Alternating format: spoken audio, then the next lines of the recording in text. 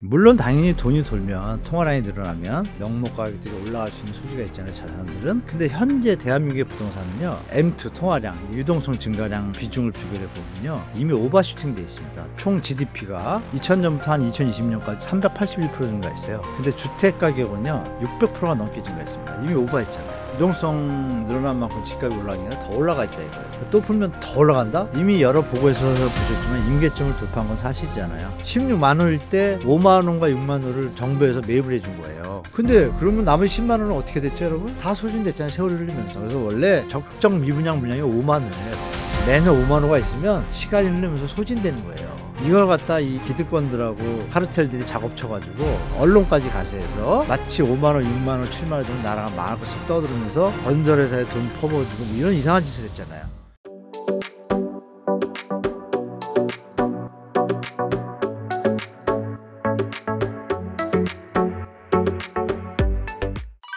이번 새 정부에서도 주택 공급을 부동산 정책으로 내세웠는데요. 과거 정부들도 주택 공급을 내세웠지만 잘 이루어지지 않았던 것 같습니다. 이번에는 다른 성과를 낼 가능성이 있을까요? 네, 3기 신도시만 잘해도 될 것 같습니다. 그리고 재건축 재개발 현장 중에서도 제가 저번에 출연했을 때 말씀드린 것처럼 자율시장에 맡기지만 아주 경계선에서 주민들이 갈등하는 지역들 있잖아요. 그래서 용적률을 뭐 10%, 20%는 올려줘도 사업성이 사람들이 부담 가능한 선이다. 이런 것들은 손을 대서 도와줄 수는 있겠죠. 그러나 전반적으로 다 할 수는 없잖아요. 그렇게 하고 제가 볼 때 그 공급에 대해서는 3기 신도시 말고 뭐 공공택지 지구가 좀 꽤 많아요, 수도권에. 그거 외에도 고밀복합개발이라고 많이 들으셨을 거예요. 서울시에서 지금 4군데를 지정했습니다, 작년에. 그 지역에 고밀복합 개발이 미국 같은 경우에 이제 뭐 배터리 시티나 허드슨 야드로 이런 데 가보면 막 2000%까지 줘요. 그게 뭐냐면 용산 정비창 여러분 아시죠? 용산 정비창도 정부가 의지가 있다라는 게 코레일 부지잖아요. 거의 코레일 부지가 한 70%, 제가 알기로 국공유지가 한 30% 돼요. 서울시는 인허가 대상이에요. 돈을 지원하거나 이런 게 아니라 가이드만 주는 거예요. 실제로는 사업자들이 하는 거죠. 근데 이것도 사실 미국에서 개발한 것처럼 지자체가 정부가 주인인 상태에서 채권을 발행해서 자금을 조달해서 정부 재산으로 가지고 있고 토지 임대, 정부 재산인데 토지를 임대하는 형태, 한 뭐 100년짜리 해가지고 민간 개발업자들이 개발해가지고 사업성을 할 수 있게. 그럼 초기 자금은 국민들한테 채권 형태로 이자율 보장하면서 은행 금리보다 높은 금리 이런 거 하면서 채권을 발행해서 조달하면 사업이 갈 때 주거용을 갖다가 더 많이 진다. 이러면 공급이 많이 되잖아요. 지금 예전에 정했던 게 제가 알기로 뭐 처음에 8,000원 나왔다가 12,000원 했다가 사실 15,000원, 20,000원은 큽니다, 여러분. 올림픽 파크 포럼이 12,000원이잖아요. 가보세요. 어마어마합니다. 그 많은 주택을 만약에 청년이나 무주택자들 위해서 공급한다 그러면 분명히 공급 효과가 분명히 있거든요. 서울의 평균 입주 물량이나 이런 물량이 공급 물량이 한 3만에서 3만 5천 유지예요. 그거 하고 또 하나 말씀을 드리면 용산 지금 뭐 정비창 말고 용산 민족공원 뭐 있지 않습니까? 여기 공원이요, 여러분. 그 센트럴파크, 미국의 센트럴파크라고 다 아실 겁니다. 그 뉴욕에 그 뉴욕시의 그 센트럴파크의 사이즈를 뉴욕시의 전체 토지 면적의 몇 프로 비중이 있잖아요. 그거를 우리 서울시에서 용산공원을 비율을 하면은 용산공원이 30%더 커요. 그러면 그 30%는 자 말은 우리가 용산공원을 미국의 센트럴파크 시티처럼 세션을 한다고 했는데 그래도 남잖아요. 남으면 그 부분을 우리 청년들이 지금 집들이 부족하잖아요. 청년이나 또 40, 요새는 40까지 청년이라고 보니까 그러면 그 친구들을 위해서 요즘 모듈라 주택 많이 발전했잖아요. 그거는 나중에 해체가 돼요. 그러면 용산공원의 일정 지역을 3분의 1 그거 빼면요.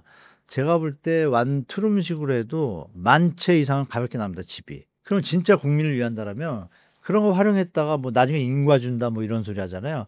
그때 그거 철거하면 되잖아요. 뭐 이런 것도 한 방법이 됐어요. 그러니까 정부가 의지만 있다라면 여러 가지 방안이 있는데 일을 안 하죠, 여러분. 뭐 다 아실 겁니다. 그리고 다들 자기 제밥에만 마음이 있다 보니까 그동안 정부가 다 그랬고 다만 이제 문재인 정부에서 공급에 대해서 확실하게 신호를 줬고 뒤늦게 폭등하는 집값을 잡느라고 공급 택지를 많이 개발해 놨잖아요. 토지 보상 다 끝났거든요. 그거 이제 정부가 의지만 있으면 됩니다. 제발 다시 한번 말씀드리는데 국토부를 비롯한 부동산 정책 관계자들은 정신 차리고 앞뒤에 가리지 말고 무슨 건설회사를 지금 생각합니까? 국민들이 지금 피토하고 있는데 건설회사는 이익 집단이잖아요. 그러니까 그런 걸 좀 판단하셔가지고 이런 부분들 의지만 있다면 제가 볼 때 충분히 공부할 수 있는데 역세권 고밀개발도 제가 볼 때 서울 시내에서 조금만 전철역이 넘어가는 데서 조금 인구 집중이 덜 된 곳에 회사 법인체들 양도소득세, 법인세 감면하고 부지 제공하고 이런 식으로 하면서 가면은 분명히 답은 있거든요. 근데 그거를 잘 안 하려고 하죠. 기득권들이. 그런 부분을 정부가 좀 했으면 좋겠다 말씀드릴게요.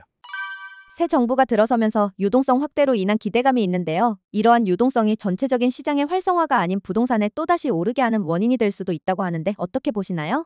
근데 그 부분이 여러분들이 판단하실 게 추경 20조가 뭐 최대 35조 이렇게 하는데 그 유동성이 시장으로 넘는 그 얘기를 하는 사람들한테 드리고 싶은 말씀은 물론 당연히 돈이 돌면 통화량이 늘어나면 통화량 늘어난 만큼 명목 가격들이 올라갈 수 있는 소지가 있잖아요, 자산들은. 근데 현재 대한민국의 부동산은요, M2 통화량, 유동성 증가량 비중을 비교해 보면요, 이미 오버슈팅 돼 있습니다. 더 올라갈 데가 별로 없어요. 쉽게 말씀드리면 예를 들어서 총 GDP가 2000년부터 한 2020년까지 한 381% 증가했어요.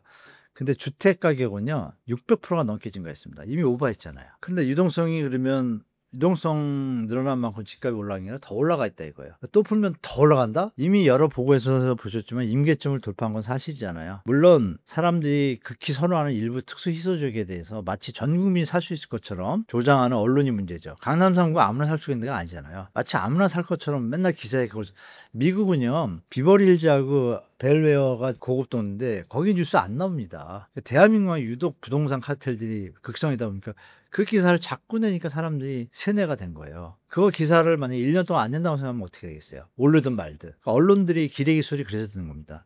언론들이 그걸 비출 게 아니라 노도항은 얼마고 금강구는 얼마고 동대문구 서대문구는 얼마고 지방은 얼마고 이것만 기사만 낸다고 생각해 보세요. 시장이 바뀌어요. 아니 전체 국민의 비율 중에 진짜 몇 프로만 해당되는 그 지역을 마치 다 할 것처럼 이런 언론 행태를 하는데 추경도 마찬가지예요.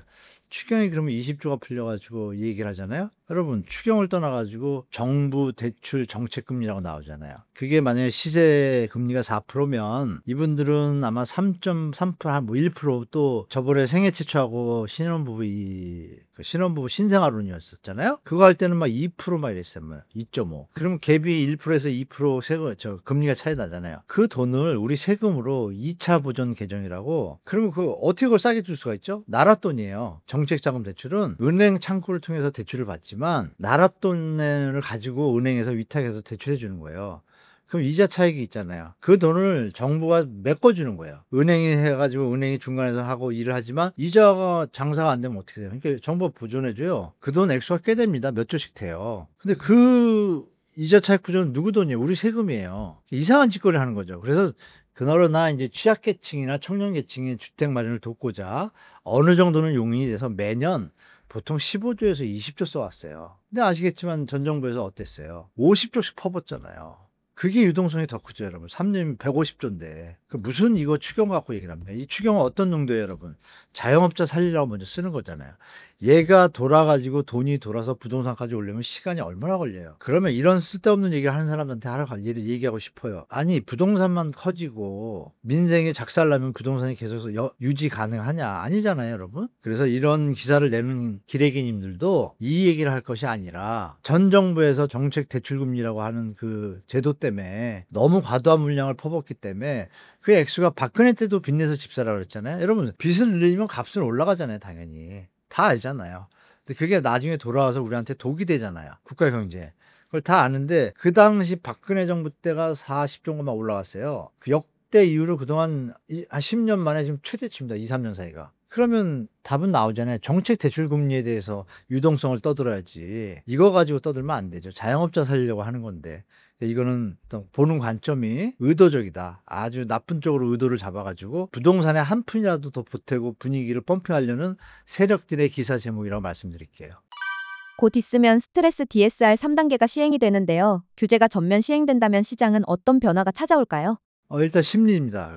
부동산 심리인데 토지거래가 풀리고 나면 그럼 다른 데는 토지거래 허가구역이 예전에 아니었잖아요. 확대 제정을 했는데도 마영성은 포함이 안 됐잖아요. 아, 용산은 됐죠. 근데도 올라가잖아요. 그러면 이거 뭐야? 한번 올라가는 어떤 심리가 쉽게 꺾이지 않거든요. 그래서 제가 볼 때 이 스트레스 DSR이 시작된다는 의미가 뭐예요? 대출 규제가 들어가는구나. 아, 무조건 예전처럼 대출로 집 사고 팔고 돈 남기고 이런 거를 막으려고 하는구나. 그럼 자기 능력에 DSR인 건 뭐예요? 자기 능력에 맞게 집 사는 수준을 정하는 거고, 대출의 건전성을 확보해서 국가 경제에도 부담이 안 되게 하는 정책이잖아요. 그러니까 이거를 안 할 수가 없단 말이에요. 국제 협약 기준인 바젤3에 의해서 또 해야 돼요. 해야 되고 이제 하고 있는데, 그럼 사람들 심리가 어때요? 막바지 수요라는 표현을 아마 언론에서 보시면 보셨을 거예요. 2단계 때도 그랬고 3단계, 3단계가 끝이에요, 여러분. 4단계는 없습니다. 물론 바젤4라고 만들고 있는데 트럼프가 반대를 가지고 그걸 아직 안 하고 있거든요. 그러면 이제 3단계가 시작되면 딴 나라들은 이미 다 하고 있고 우리는 좀 늦었는데 하게 되면 상식적으로 이제 이 DSR에 캐나다 같은 경우에는 재산세도 사실 그거는 대출이 아니지만 세금을 내니까 자기가 쓸 수 있는 돈이 아니잖아요. 이런 돈까지 다 계산합니다. 쉽게 말하면 가처분 소득만 계산하는 거예요. 강력해요. 그래서 지금 집값을 잡고 있거든요. 근데 대한민국은 지금 딸랑 이제 그냥 DSR 총부채 원리금 상환비율을 시행한다라고 했는데 이 부분에서 약간의 또 변수를 금융위원회 요걸 또 한 번 할게요. 금융위원회 얘들이 또 장난을 쳐가지고 그냥 똑같이 1.5% 하면 되잖아요. 그런데 만약에 15년짜리 고정금리로 끊었다 이러면 그거를 갖다 DSR이 지금 1.5%거든요. 가산비가 1.5%를 갖다가 한 60%만 적용한다는 거예요. 그럼 말이 1.5지 다시 한번 616, 65, 30, 9%, 0.9%밖에 안 되는 거예요. 그럼 기준금리가 지금 2점 만약에 5라고 가정하면 0.9면은 3.4밖에 안 되잖아요. 이러면 시장을 망가뜨리잖아요. 그러니까 이게 정확한 제도를 시행하려면은 분명히 효과는 있는데 그러니까 이 디테일을 가보면 전체적으로는 사람들이 심리가 가라앉으니까 실수요자들은 일단 약간 멈춰요. 기다려보거든요, 시장을. 그런데 이제 맨날 투자하는 사람들이 있다 그랬잖아요, 제가. 이 양반들은 또 계산기 두드립니다. 근데 그 빈틈을 또 금융위원회 이 친구들이 풀어놓은 거예요, 살짝 옆치기로. 이거를 정부가 잡아주면 제가 볼 때 집값은 확실히 잡힌다고 보는데 스트레스 DSR만 갖고도 시장의 진정 효과는 상당히 있습니다. 왜냐하면 다른 곳에 대출이 있는 것들이 다 포함되거든요. 그리고 자꾸 사이드 대출을 갖다가 금융위가 넓히고 있어요. 여러분, 생활안정자금이라고, 자, DSR이 다 꽉 찼어요. 더 받을 수 없어. 근데 거기다 대고 생활안정자금 이런 짓을 잘해요. 생활안정자금이라서 대출을 또 2억까지 더 받게 해놨어요. 그럼 그 2억은 대출이 아닌가요? 문제가 생기면 못 갚잖아요. 이런 식으로 자꾸 대출을 늘리는 게 금융산업자본주의의 목적이 뭐예요? 금융기관에 대출 늘리는 거예요. 그래서 지들이 먹고 살아요. 근데 그걸 금융위원회가 지금 돕고 있잖아요. 자, 그러면 대출을 더 안 늘리면 빚이 빚을 낳는다고. 회복 가능하면은 우리가 대출해줘서 도움이 되겠지만 지금 상황은 어때요? 가계부채에 너무 찌들어서 내수가 좀 꺾이는 단계까지 왔잖아요. 여러 가지 보고서에도. 그러면 이제 멈출 때인데도 끝까지 이 기득권 카레텔은 보이지 않는 곳에서 뒷질하는 거예요. 그래서 금융위원회 이번에 싹 물갈이 해야 되고 대출 규제 싹 정리하고 지금 말씀 주신 스트레스 DSR이 안정적으로 진행된다. 대출 규제 완화 지금 다 풀어놓은 게 1월 초에 계엄 때 여러분 소리 소문 없이 다 풀어놨습니다. 유주택자 전세자출 풀어놨고요. 많이 풀어놨어요. 임대사업자 다주택자 대출까지 다 풀어놨어요. 이런 짓을 금융위원회가 뒷질을 하는 거예요. 그러니까 당연히 이 분위기에 상승하는 거죠. 왜? 내년에 입주물량 부족하다. 지금 금리 인하되니까 낮아질 거다. 부동산 틀 거다. 막 뛰고 그럼 막 올라갈 때 있던 사람들은 뭐예요? 팔겠죠? 치고 빠지는 거 이 세력들이 있지 않겠어요? 그러다 다시 한번 또 꺾이면 어떻게 돼요? 그때 또 주서요. 여러분들만 피해볼 수도 있어요. 물론 물가 상승분에 비해서 이 명목 가격이 올라가는 건 누구나 이해하지만 지금 오버슈팅이잖아요. 그래서 스트레스 DSR은 분명히 시장에 안정적인 효과를 줄 것이기 때문에 이걸 잘 시장 상황을 같이 체크하면서 내 집 마련이나 자산 관리에 접하시는 게 좋을 것 같다 말씀드릴게요. 토지거래 허가구역으로 묶인 강남 3구와 용산을 피해 인접지역으로 수요가 옮겨붙고 있다고 합니다. 이로 인해 이른바 한강벨트로 불리는 마포와 성동의 아파트값이 빠르게 뛰고 있다고 하는데요. 이러한 현상은 어떻게 바라보고 계실까요? 이 현상을 여러분 냉정해 봐야 되는데요.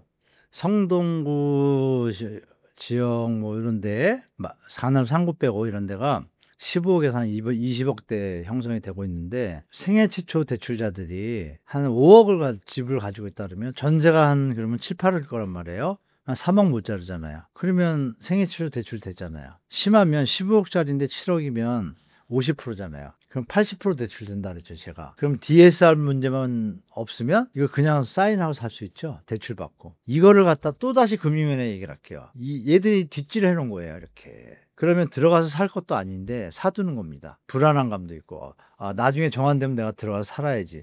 그러면 우리가 생애 최초 대출의 목적이 뭐예요? 집 사서 거주하라고 도와주는 거잖아요. 근데 지금은 어떤 일이 벌어져요? 사가지고 살다가 나중에 팔 생각을 하잖아요, 사람들이.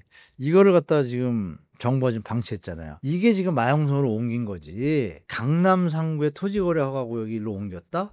잘 냉정히 생각해 보세요.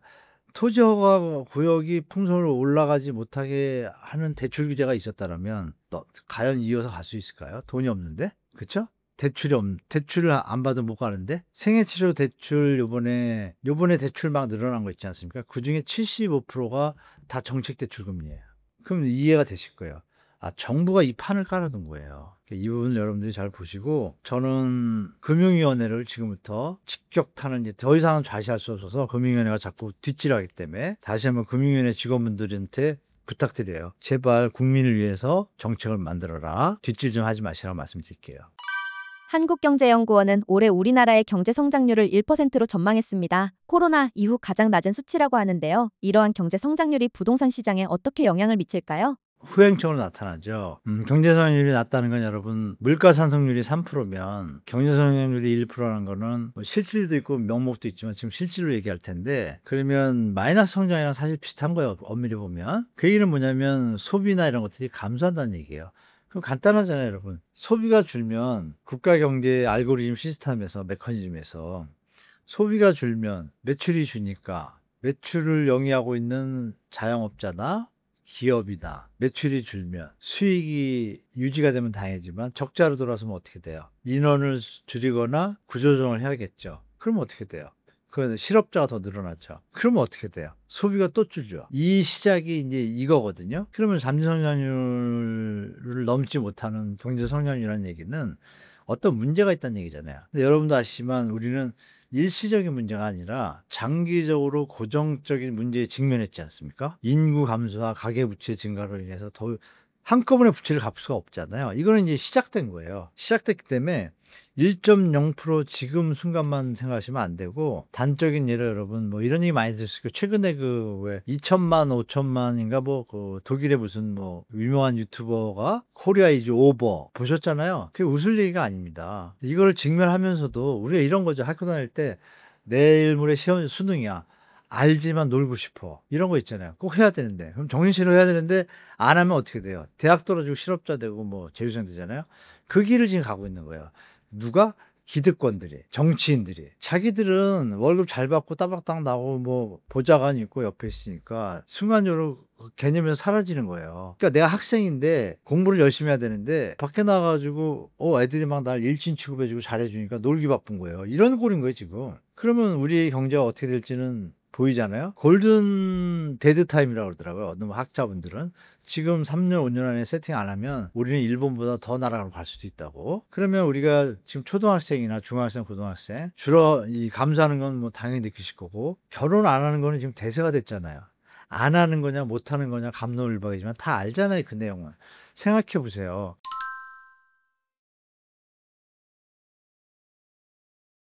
집이 진짜 껌값에 가깝고 아무 때나 살 수 있다 그러면 집 때문에 가계부채하고 막 뭐 이러고 투자하고 투기하겠어요? 어떤 일을 하겠어요? 부가가치가 생산되는 일을 찾아야만 우리가 발전이 있으니까 그쪽으로 가겠죠. 스타트업이 발전하고. 이 길을 지금 우리가 바꿔놨잖아요. 그러면 1.0%의 그 내용이 수치보다 내용이 너무 안 좋은 거예요, 대한민국이. 그러니까 우리 2032년 되면 여러분 결혼 쌍수가 예전에도 한 말씀드렸지만 한 12만 쌍 되거든요. 최근에 20만 쌍이에요, 여러분. 제가 살 때는 45만, 50만이었어요, 결혼 쌍이.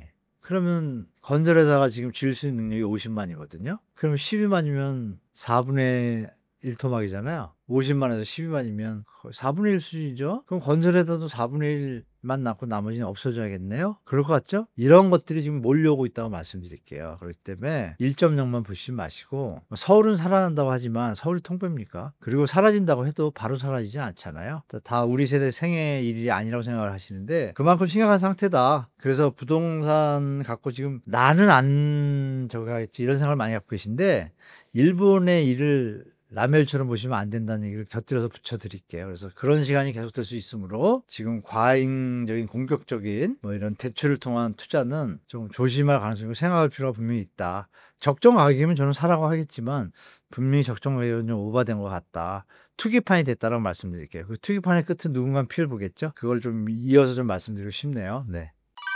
현재 아파트 시장은 3040이 주도한다고 할 만큼 3040이 부동산의 큰 손으로 불리는데요. 현재 경기가 어렵고 힘든 시기에 3040이 부동산에 대한 관심도가 높아져가는 이유가 무엇일까요? 관심도의 개념이 아니라 기성세대들이 반성해야죠. 청년들이 처음부터 부동산에 관심이 있었을까요? 저는 아니라고 봅니다. 고등학교 학생들도 요즘 알아요. 알 정도로 지금 부동산에 대한 잘못된 게 번졌거든요. 아니, 고등학생 때 대학에 입학하는 게 목표고 사회인이 되고 나면 좋은 짝을 만나서 가정을 이루거나 자기가 지향하는 삶의 목표, 자기 하고 싶은 일을 하면서 그 가정에 집이 필요한 거잖아요. 근데 지금 거꾸로 됐죠. 무조건 집이 먼저인 거예요. 집이 먼저고 일이고 뭐고 집을 향상하는 거예요. 내가 만약에 부동산을 공부해서 집 사고 파는 일을 한다면 지금 하던 일 때려치고 싶어요. 이 분위기를 누가 만들었죠? 기득권이 지금 만들어 놓은 거예요. 잘못되게. 분명히 잘못된 길을 가고 있는 거를 이미 전 세계가 지적하고 있고 다 지적하고 있어요. 한국은행 총재도 지적하고 이재명 대통령도 당선되면 비싸다 그랬어요. 그래 놓고서 집값을 유지하겠다고 뜬금없는 소리를 하면 국민들이 헷갈리잖아요. 그러니까 또 못 믿고 지금 아까 저 말씀드린 스트레스 DSR 생애 최초는 스트레스 DSR을 약간 감면한다 그랬잖아요. 이분들의 어떤 불신이 남아있는 거예요. 그러면 이분들 입장에서 내가 평생을 일해도 집을 못 사는데 지금 무리해서 집을 사둬야 더 올라가면 피해를 덜 보겠다고 생각하잖아요. 그러면 지금 논리대로 하면 전 국민이 지금 사야 되는데 안 사잖아요. 왜? 생애 최초 대출을 받아서 이자도 못 내는 분들은 못 사는 거예요, 지금. 그죠? 그럼 그분들은 나중에 어떻게 되죠? 이거는 양극화를 양산하는 정책이잖아요. 그래서 상공사원들이 지금 이러면 나라가 이러면 안 되는데 이거 뭐야 꼰대들이 판을 이렇게 만들어 놨네? 어쩔 수 없네. 나라도 살아야지. 분명히 피해자가 생길 거 알아요, 본인들도. 그러면 그중에 혹자들은 또 우리가 뭐 꼭 어디 가면 쥐새끼가 있듯이 나는 남들이고 나발이고 나만 잘 살면 돼 이런 인간들 있잖아요. 인간들은 자랑하고 떠들고 다녀요. 그거를 욕하고 비판하지 못하는 환경이 돼버렸잖아요. 누가 만들었어요? 젊은이들이 만든 게 아니에요. 그래서 젊은이들의 그 모습을 그냥 기성세대로서 반은 미안하다는 마음이 있고 꼰대들이 지금이라도 정신을 차리고 지금에서 드린 말씀은 이제 꼰대들은 정신을 못 차릴 것 같아요. 청년들이 이제 일어나셔야 됩니다. 예를 들어서 청년이 10,000명 있는데 1,000명, 2,000명은 부동산 튀겨가지고 재미를 누리고 8,000명이 피해를 보면 그게 정상적인 사회는 아니잖아요. 이제는 젊은이들이 소리를 내서 이 썩어빠진 대출 제도를 고쳐야 되는 시기인 것 같아요. 그래서 상공사원들이 지금 이렇게 하고 있는 것은 어쩔 수 없는 환경이다. 그래서 충분히 이해하고 다만 그분들도 마음이 아까 말한 쥐새끼들 이런 사람들 빼고는 편한 사람이 많이 없을 거예요. 왜? 내가 비싸게 사서 집값이 오르면 내가 자식도 똑같을 거 아니에요. 그러니까 조금만 더 생각해 보면 세상이 보이거든요. 이런 부분에서 아까 약간 이상한 뭐 갭투기 하는 이런 양반들이 저를 폭락론자라고 자꾸 안티 행동들을 하는데 제 얘기가 논리적으로 틀렸다라면 논리적으로는 맞죠. 그러면 이런 얘기 하겠죠. 논리적으로 맞추면 현실이 안 그렇잖아. 꼰대야 이러겠지만 여러분이 그럼 고치면 되잖아요. 저 그걸 좀 부탁드릴게요, 여러분. 그래서 잠재성장 1% 그거를 그냥 받아들일 게 아니라 여러분들이 저희 세대가 공산주의 같은 독재국가에서 민주화 데모를 했듯이 이제는 경제 민주화 데모를 하실 때라고 저는 말씀드리고 싶습니다. 계속 오르는 서울 부동산과 다르게 지방은 55주째 추락하고 있다고 하는데요. 다른 나라인 것 같다는 말이 나올 정도라고 합니다. 지방 부동산 시장의 상황은 어떠한가요? 지방 부동산 시장은 안 좋죠. 안 좋은 이유는 이제 부동산도 심리라는 말씀 드렸잖아요. 무리해서 쫓아갈 수도 있고 케인즈가 얘기했던 것 중에 더 큰 바보 이론 있잖아요. 나보다 더 비싸게 사줄 사람이 있어야 이어가는데 지방은 이제 그게 끝났습니다. 이 민낯이 드러난 거예요. 그러면 서울도 아마 민낯이 드러날 수가 있을 거예요. 나중에. 그죠, 여러분? 서울의 주택 투자했을 때 수익률이 떨어진다 그러면 꺾이겠죠? 그 민낯은 지방을 한번 볼게요. 제가 지방 얘기하시니까 수도권도 같이 보겠습니다, 여러분. 자, 이 그림 보시면 수도권 아파트 거래량 추예요. 6월 23일 날까지 뽑은 거거든요. 요거는 밑에 점이 현재 거래량인 6월 달이에요. 그거를 7월 달에 그 가중치를 이제 신고 기간이 2달이니까요. 넣어서 표시한 지점이 여기예요. 그러면 7월, 6월 거래량은 여기란 얘기예요. 7월은 DSR 시작되니까 이렇게 내려올 가능성이 높겠죠? 그러면 이 전체 흐름을 봅시다, 여러분. 자, 영콜 시절이에요. 그리고 1차 특례보금자리 신생아론 요번에 푼 거예요, 이렇게. 근데 힘이 약하죠. 푼 돈은 거의 비슷해요. 근데 수도권은 힘이 약해졌어요. 왜? 투자 수익의 개념에서 약간 멀어지는 느낌을 갖고 있죠, 수도권이. 지방은 더합니다. 지방 볼까요? 수도권은 이제 7월에 조정될 것 같고, 수도권에 일단 이 매물치를 보면 아파트 매매 매물이 그대로 유지입니다. 소화가 다 안 됐어요. 그러니까 올라가는 힘은 약할 거라고 저는 말씀드리고요. 수도권에 계신 분들은 뭐 일부 지역들이 뭐 과천이나 이런데 서울의 인접성이 뛰어난 데가 뭐 또 분당 이렇게 뭐 호재에 있는 데를 빼고는 나머지는 천천히 보셔도 된다라고 말씀드리고, 이 부산입니다. 우리나라 제2의 도시인 부산이 평균 3,800건인데 한 달 거래량이 지금 매번 2,000건 밑에서 왔다 갔다 해요. 평균이 여기인데 평균은 다 가지도 못합니다. 이 영걸 시절이에요. 자, 완전히 다우닝이죠. 서울처럼 여기를 뚫지도 못해요. 매수 힘이 많이 약했습니다. 그리고 부산은 미분양이 좀 꽤 있어요. 여러분이 아시는 대구 수준이에요, 제가 볼 때. 그러면은 부산의 경제가 좋아졌냐? 그렇지 않잖아요. 서울이 5 나빠졌다면 부산은 10 정도 나빠질 겁니다. 이런 걸 계산해 보시면, 그러면 우리 수요라는 게 경제가 발전하고 소득이 늘고 그리고 대출 환경이 좋아지고 이럴 때 수요가 이제 증가하는 속도가 빨라지는 건데, 그러면서 이제 주택 가격이 올라가겠죠. 근데 지금의 추세를 보면 생애 최초는 부산도 똑같이 적용돼요. 근데 왜 안 하죠? 서울만 왜 하죠? 여기서 색깔이 나오죠. 투자판인 거예요. 그러면 부산은 투자를 해도 수익이 날 것 같지 않다라는 상공상공의 생각이 있기 때문에 안 하는 것이고, 서울은 이미 투기판을 만들어 놨기 때문에 기득권들이, 그래 설마 서울은 안 빠지겠지 하고 붙는 거예요. 이게 과연 안 빠질까요? 도쿄가 그래서 안 빠졌습니까? 쫙 빠졌다가 요즘 조금 올라가잖아요. 엔고 때문에. 그러니까 이런 데서 여러분들이 서울도 뭐 불패 이런 거는 우리가 장담할 수는 없다는 걸 분명히 아셔야 되고, 지방은 지금 부산과 같이 다 이런 상태입니다. 세종만 잠시 지금 조금 펌핑 됐다가 다시 또 좀 가라앉고 있어요. 왜? 또 가격이 올라가니까 안 따라붙는 거예요. 그래서 차이점이 있어요.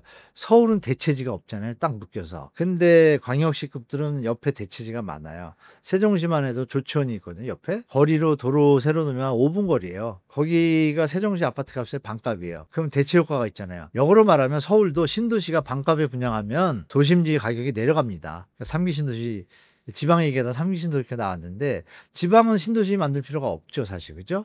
이미 있는 것이 소화되니까. 그래서 지방은 제가 볼 때 연말까지는 이런 장세가 이어질 거고, 여차하면 트리거가 외부 환경이 온다 이러면 조금 오래 갈 수도 있다라고 좀 이해해 주시고, 서울은 내년에 입주 물량 부족이라는 그 키워드로 자꾸 펌핑할 거예요. 우리 기레기님들과 함께 다. 주택가격이 너무 높으면 생각해보세요. 우리 저 수요 공급 원칙은 주택가격이 너무 높으면 수요가 줄잖아요. 그럼 이해되시죠? 그럼 지금 너무 높아졌잖아요. 그럼 과연 쫓아갈 수 있는지 없는지 저는 장담할 수 없다라고 봐요. 입주 물량이 많으면 그럼 주택가격이 내려와야 되잖아요. 근데 내려왔나요? 아니죠. 그때는 어땠냐? 주택가격이 부담 가능한 수니까 안 내려왔어요. 2015년, 16년에 문재인 정부에서 한 17년, 18년, 19년도 이때 문재인 정부에서 오판했던 게 뭐예요? 입주 물량 많다. 입주 물량 많은데 지금 몰랐거든요. 왜? 대출 제도로 그냥 방만에 풀어놨으니까. 웃기는 거죠. 그죠? 이런 부분을 같이 본다면 지방 시장은 약세가 좀 이어질 거라고 저는 보고, 다만 이건 하나 있습니다. 만약에 이번 정부에서 지방 미분양 매입 그게 붙으면 좀 살아날 수 있어요. 예전에 MB 정부 때 지방의 어떤 부동산 살리기 위해서, 그때도 서울은 비쌌기 때문에 서울은 경영을 안 하고 지방의 부동산 미분양 매입을 할 때 양도세 감면 한시적으로 이런 제도, 취득세 감면 제도, 이런 또 실소유자가 집을 살 때 취득세 감면제도 이런 것들을 많이 해서 수요를 일으켰어요. 그래서 지방이 다시 올랐습니다. 서울이 내려갈 때. 서울이 내려갈 때 뭐 여기 혜택을 안 줬어요. 왜? 미분양이 나거나 이런 상태가 아니거든. 많이 올랐으니까 조정. 근데 지금은 어때요? 금융위원회 또 욕할게요. 금융위원회가 싹 풀어놨잖아요. 그러니까 여러분 답이 나오죠? 이거 대출 모피아들이 뒷질한 거구나. 다시 한번 말씀드리겠습니다. 그래서 지방 부동산은 정부가 만약에 그런 대책이 나오면 좀 살아날 것이고, 그렇지 않더라도 여러분 미분양의 적정 수요가 원래 5만입니다. 이번 정부에서 너무 펌핑해가지고 마치 그 윤석열 정부 들어와가지고 5, 6만 미분양 되니까 나라 망할 것처럼 막 국민들을 호도했잖아요. MB 때 여러분 16만 호였어요. 그 정도 돼야 나라가 망하는 거예요. 망하지도 않았잖아요. 잘 넘겼잖아요. 2008년 우리 잘 넘겼잖아요. 16만 호일 때 5만 원과 6만 원을 정부에서 매입을 해준 거예요. 근데 그러면 남은 10만 원은 어떻게 됐죠, 여러분? 박살나지 않았죠? 다 소진됐잖아요, 세월이 흐르면서. 그래서 원래 이 건설업계에서 다 아실 겁니다. 적정 미분양 물량이 5만 호예요, 여러분. 매년 5만 호가 있으면 시간이 흐르면서 소진되는 거예요. 이걸 갖다 이 기득권들하고 카르텔들이 작업 쳐가지고 언론까지 가세해서 마치 5만 호, 6만 호, 7만 호 되면 나라가 망할 것처럼 떠들으면서 건설회사에 돈 퍼부어주고 뭐 이런 이상한 짓을 했잖아요. 그러면 얘기가 좀 뭐 확대가 됐는데 결론은 지방 부동산은 어쩌면 지금 7만 원 넘었거든요. 조금 늘어나가지고. 근데 서울 쪽은 안 그렇잖아요. 그럼 지방은 조금 도와줄 수 있잖아요. 이러면 조금 살아날 기미가 좀 있다고 보고 그렇지 않더라도 세월이 흘러가지고 여러분 3, 4년 지나면 여러분 소득이 다 감소하는 것이 아니라 어떤 분들은 소득을 쌓여가잖아요. 근로자들은. 그분들은 집 살 능력에 집값이 만약에 자 소득이 여기고 소득이 살 수 있는 집값 수준이 여기인데 지금 집값이 여기가 올라갔어요. 그러니까 갭이 있으니까 안 사잖아요. 그럼 집값이 안 팔리니까 내려올 거 아니에요. 이렇게. 근데 그 내려오는 세월의 시간 동안 나는 돈을 조금 더 모을 거 아니야. 그럼 접하는 지점이 오겠죠. 이러면 다시 수요가 발생하잖아요. 자동적으로. 선순환. 이 시기가 저는 1, 2년 안에 올 거라고 봐요. 지방은. 더 공급이 안 되더라도. 그러면 그때까지는 좀 약세로 계속 되지만 그다음부터는 다시 바닥을 다지고 갈 거다라고 저는 보고 있고 서울은 어떻게 될지 저도 가늠하기 어렵지만 전반적인 추세상으로는 조정 국면으로 들어가는 게 나라를 위해서나 또 예측도 저는 그렇게 하고 있습니다. 그렇다면 하반기에 들어선 지금 하반기 부동산 시장은 어떤 식으로 흘러가게 될까요? 하반기는 언론 플레이와 정부 플레이 그리고 금융위원회라고 표현해야 될까요? 그러니까 정부 플레이라고 봐야겠죠. 정부가 의지를 가지면 금융위원회도 대출 규제 어떤 가이드를 갖다가 정하게 줄 수 있을 텐데 여러분들 아시게 은행들이 대출이 왔다 갔다 하는데 이게 왜 그럴까요? 평소에 의문을 많이 가셨을 거예요. 금융위원회에서 그걸 만듭니다. 금융위원회가 풀어주면 풀리는 거고요. 닫으면 닫힙니다. 금융위원회는 금융위원회 법이 있어요. 근데 거기 보면 국민주거안정이라는 단어가 없어요. MB 때 만들었잖아요. 2008년도에. 금융감독의 개념도 약해요. 금융감독원이 산하기관에 있어서. 그러니까 금융위원회 한 행동을 보면 여러분 이 얘기 들으면 깜짝 놀랄 텐데 동양그룹 사태 젊은 분들은 잘 모를 거예요. 제 친구가 동양증권 다니다가 갑자기 어느 날 좋은 수익펀드 채권이 나왔다 사라 막 찾아올 때가 있었어요. 평소에 연락 안 하던 애가. 그 친구니까 믿고 살려고 그러다가 어떻게 연이한테 안 사는데 그게 부도가 났습니다. 결국. 친구랑 원수될 뻔했어요. 샀으면. 근데 그거에 대해서 금융감독원이 보고를 했습니다. 1년 전에. 자, 이거 이렇게 되니까 이 채권 펀드 이런 거 못 팔게 해야 된다. 근데 금융위원회가 묵살했어요. 사고 터진 거예요. 라임 사태, 옵티머스 펀드 사태 들어보셨죠? 이것도 규제 풀어준 게 원래 신고 인가제예요. 체크해가지고 펀드의 내용이나 이런 걸 보고 인가를 합니다. 심사해가지고. 이걸 갖다 신고제로 바꾼 게 금융위원회예요. 그러니까 사기꾼들도 와서 그거 한 거예요. 터진 거고. 이런 부분이 금융위원회 그러면 안에 구성원이 좀 이상하잖아요. 그걸 방치해? 그래서 그 직무유기에 사실 가까워요. 그런 양반들이 과연 국민들을 위해서 대출 정책을 어떻게 썼겠어요? 은행들 밥벌이 해주는 뒷질했겠죠. 저는 그렇게 유추가 돼요. 그래서 요번에 제가 알기로는 이런 제 마음을 알았는지 이재명 정부에서 금융위원회 역할이 좀 이상하다. 이걸 갖다 원래 이게 기획재정부였던 거거든요. 기재부에 주고 금융감독원을 금융감독위원회로 만들어서 원래 감독을 하고 이런 나쁜 행위들을 막는 그걸 바꾸는 걸로 제가 알고 있거든요. 천만다행입니다. 그래서 하반기 부동산은 좀 얘기가 길었지만 정부 플레이와 언론 플레이가 있는데 그리고 우리 소비자들의 플레이가 있잖아요. 소비자들은 이미 한숨 쉬고 시장을 보실 거예요. 왜 너무 많이 올랐고 서울은 지방은 지금 계속 관망하고 있는 거고 소득이 되면 따라 붙으실 거고 그러면 정부가 어떤 대책을 나누느냐 이 신호에 따라서 사람들이 일단 반응합니다. 예전 같은 환경이 아니잖아요. 경제가 좋지도 않고 그러면 기대가 많다는 얘기거든요. 그러면 대출 규제가 안전하게 되고 그렇다고 뭐 다주택자나 이런 분들을 뭐 강제적으로 뭐 집을 못 팔게 하거나 이런 문재인 정부 때 징벌적 이런 행정제도가 아니라 그냥 시장은 놔두고 무리한 수요들을 제어하는 선에서 간다라면 시장은 받아들일 거예요. 근데 그러니까 쉽게 말하면 정부 플레이가 어떻게 나오냐에 따라 시장이 바뀔 텐데요. 제가 볼 땐 정부 플레이가 만약에 없이 입 다물고 있다. 그럼 언론 플레이만 남았잖아요. 언론 플레이도 지금 막 하다가 최근에 조선일보가 반갑지 않은 폭등 이런 표현을 썼어요. 이건 도가 지나친 거예요. 조선일보가 보기에도.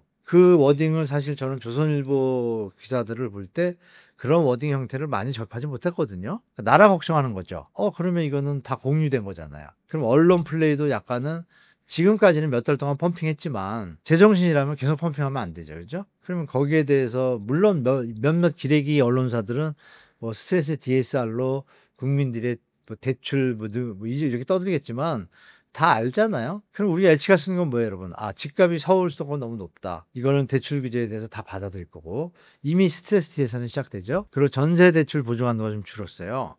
이게 소리 없이 가랑비에 옷 젖는 것처럼 시장을 누를 겁니다. 전세 가격이 높아지면 올라가잖아요. 근데 전세 가격이 조금씩 내려올 소지가 많아요. 이런 요인들을 있기 때문에 지금 정부가 빨리 발표 안 하는 것도 있어요. 그럼 정부가 아마 늦게 발표하면 7월 말에 발표할 거예요. 왜? 스트레스 DSR과 전세 보증 대출 한도가 시장을 갖다 완전히 못 잡고 언론 플레이가 이기면 그때 대출 규제나 이런 것들이 던질 수도 있겠죠. 그런데 만약 자연적으로 가면 시장이 온화하게 가는 게 제일 국가 경제에 도움이 되잖아요. 급격한 하락보다는. 이런 두 가지 양상이 있는데, 일단은 상승 요인보다는 하락 요인이 훨씬 조정 요인이 많고, 서울은 입주 물량 부족이라는 이슈만 가지고 이제 움직일 거예요. 움직이고 후순위 대출, 아까 말씀드린 생애 최초 갭 투자, 이것만 딱 정부에서 만약 카팅이 된다, 이러면 제가 볼 때 시장은 무조건 안정될 거라고 저는 보고 있습니다. 그래서 좀 정부 한 달 정도 스트레스 DSR, 전세 보증 대출 한도 보증 줄인 거, 그 정부 대책, 언론 플레이 네 가지 보시면서 제가 볼 때는 8월 정도부터 시장 판단하시고 움직이시는 게 제일 좋을 것 같다라고 좀 말씀드리겠습니다.